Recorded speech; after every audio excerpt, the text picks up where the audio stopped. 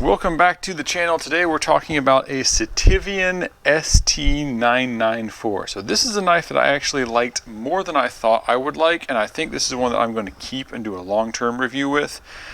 This is what I would term to be a gentleman's folder, but it's a large gentleman's folder and it has some pretty serious teeth to it. I had a friend help me out with this review. I got his opinion on it. He's a construction worker. He did not like the look of this knife. He thought this was too showy and just, not as utilitarian as he would like it to be. So the styling is a bit more polarizing than I thought it would be. This reminds me a lot of the Artisan Cutlery waistline, but this is a much better knife because it's much more durably built, which we'll get into.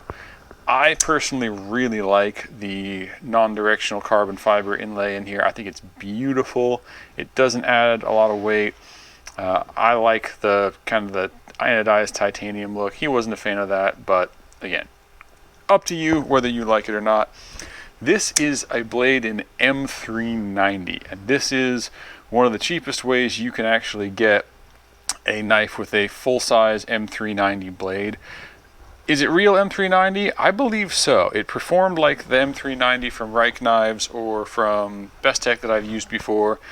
275 cuts in my edge retention test, so I believe this is really M390. It resists corrosion like M390, so whether it is or not, it performs like it. Ergonomics on this knife are pretty good. There's no sharp edges. There's nothing uncomfortable about gripping it.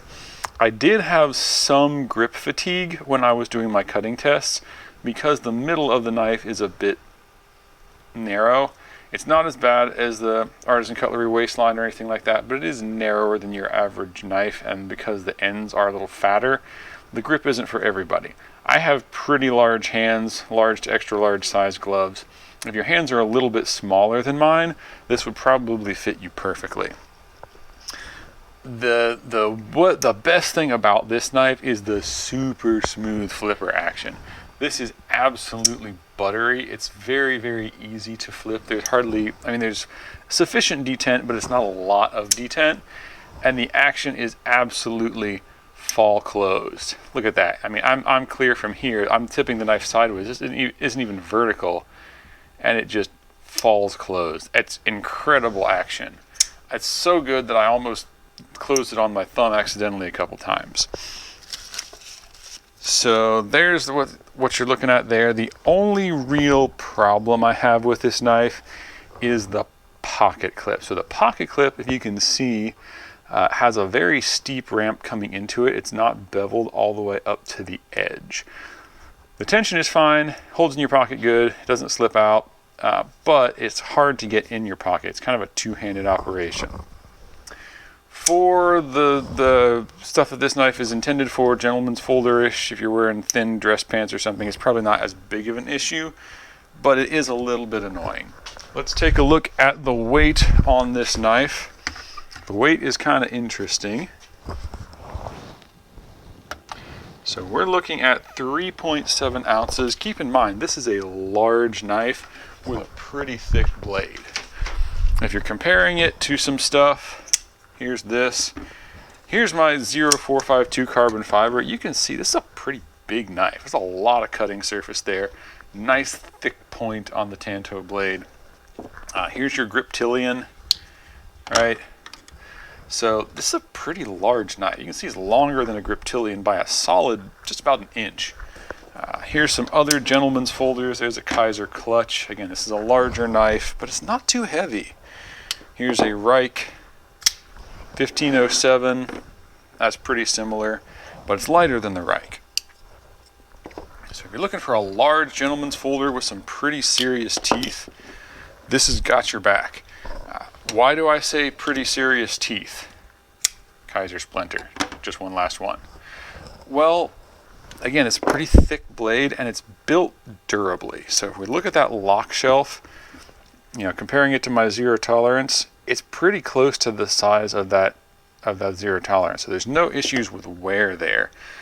When I was carrying this knife at one point, I ended up having to use it to chisel out a door to install a doorknob. There was the hole that was drilled in the door for the doorknob was too small, and I had to use this to chisel it out with.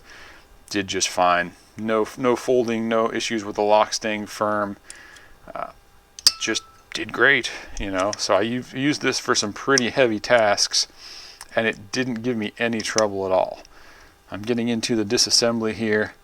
It looks like these bolts to hold on the carbon fiber are both structural and decorative, which is nice. Only 2 bolts on that side of the knife. This last bolt, I believe here on the top, does the pocket clip and the carbon fiber inlay and is structural. So it kind of does everything on that last bolt.